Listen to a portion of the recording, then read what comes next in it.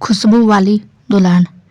वर्षों पुरानी मान्यता थी कि अगर कोई लड़की खुशबू वाली दुल्हन बनकर अपने पति के साथ शादी के बाद जंगल में चली जाए तो उसकी शादी के बाद कुछ दिनों में उसे अजीब घटनाओं का सामना करना पड़ता था। यह एक रहस्यमय गांव का किस्सा था जहां हर शादी से पहले एक लड़की की खुशबू अचानक बदल जाती थी। दुल्हन का यह खुशबू से भरा रूप उन पर किसी पुराने श्राप का संकेत होता था। यह कहानी एक छोटे से गांव की लड़की पार्वती की है जो एक रहस्यमय घटना से गुजरने वाली थी।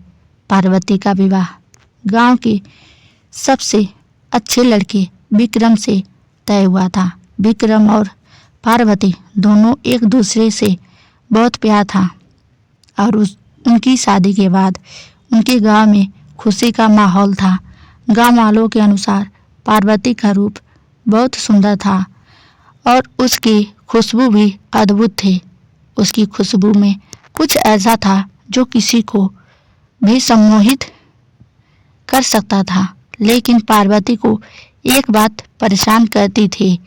उसे अक्सर अपनी दादी नानी से यह सुनने को मिलता था कि खुशबू वाली दुल्हन कभी भी सुरक्षित नहीं रहती।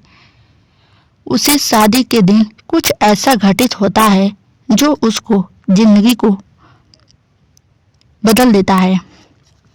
लेकिन पार्वती ने इन सब बातों को अफवाह समझकर नजरअंदाज कर दिया। शादी का दिन आया और पार्वती ने गुलाब के रंग का शानदार जोड़ा पहना। उसकी खुशबू इतनी महकदार थी कि पूरा वातावरण महकने लगा। विक्रम ने अपनी दुल्हन को देखा और उसकी अद्भुत खुशबू से मोहित हो गया। शादी के बाद रात को पार्वती और विक्रम दोनों अपने नए घर पहुंचे।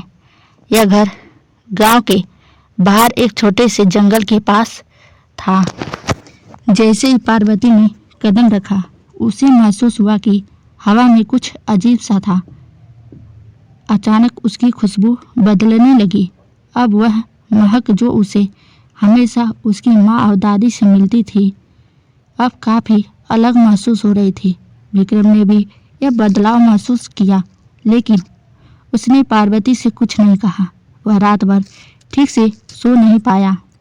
सुबह जब पार्वती उठी तो देखा कि घर के अंदर कुछ अजीब चुप थी। खुशबू अब डरावनी सी लगने लगी थी। रात को विक्रम सोने चला गया लेकिन अचानक उसकी नींद टूट गई। उसे एक आवाज़ सुनाई दी, एक पुकार। वह आवाज़ हवेली से बाहर आते हुई लग रही थी। विक्रम डरते डरते उठता है और घर से बाहर जाकर देखता है उसे पास के जंगल में एक दुल्हन दिखाई देती है जो लाल जोड़े में सजी हुई थी और उसकी आंखों में डर था। विक्रम हैरान होता और दौड़ते हुए पास जाता लेकिन वह दुल्हन गांव वालों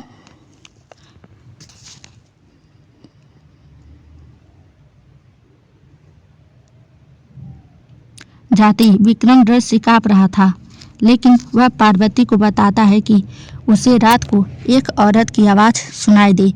पार्वती भी घबराई हुई थी लेकिन उसने इसे सपना समझकर नज़रअंदाज कर दिया।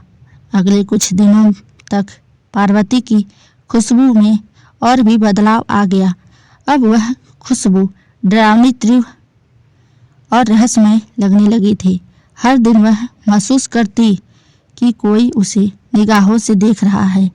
एक रात वह उठकर बाहर जाने लगी जैसे कोई अनदेखी ताकत अपनी ओर खींच रही हो। विक्रम भी इस बदलाव को महसूस करता है और डर से कांपता हुआ अपनी पत्नी के पीछे आता है। एक रात जब पार्वती अपने कमरे में अकेली थी अचानक उसे अपने कानों में गहरी आवाज़ सुनाई दी, तुम मुझे वापस लाओ, तुम मेरी जगह हो। यह आवाज़ धीरे धीरे तीव्र होती गई। पार्वती को यह महसूस हुआ कि यह वही आवाज़ थी जो विक्रम ने पहले सुनी थी। वो चौंकते हुए कमरे से बाहर भागी और जंगल की ओर जाने लगी। विक्रम ने उसे रोकने की कोशिश की, लेकिन वह किसी तरह जंगल के बीचों बीच पहुंच गई। वहां उसने देखा कि एक लाल जोड़े में सजी हुई महिला खड़ी थी, जिनके चेहरे पर खौफ और उदासी थी। वह दुल्हन पार्वती से कहती है, मैं वही थी जिसे तुम अपने रूप और खुशबू से अपमानित कर रही हो। यह समझकर पार्वती को बोध हुआ कि यह वही आत्मा थी जो अपनी अधूरी शादी का बदला लेना चाहती थी।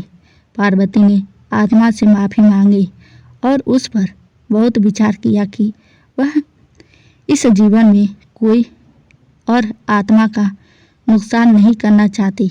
अचानक आत्मा ने पार्वती को आशीर्वाद दिया और उसकी खुशबू फिर से सामान्य हो गई। पार्वती और विक्रम अपने जीवन में एक नई शुरुआत करने में सफल रहे और गांव में फिर से शांति लौट आई।